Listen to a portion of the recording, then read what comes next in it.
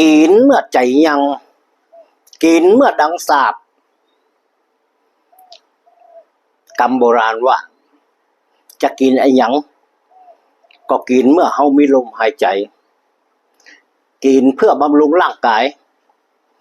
กินเพื่อให้รางวัลแก่ชีวิตกินเพื่อความสุขหากวันไหนร่างกายเฮาบาดตอบรับแล้วนอนแองแมงอยู่ในห้องยาจะกินอะไรอย่างมันจะลำปันได้กระจังมันตึงบ่ลื่นตึงบ่มีความสุขต่อให้จะเป็นอาหารเลิศรสขนาดไหนใครจะมาป้อนนี่ก็ถึงบ่ใครอ้าปากฮับแล้วฉะนั้นเกิดเป็นคนกินเมื่อใจยังกินเมื่อดังสาบ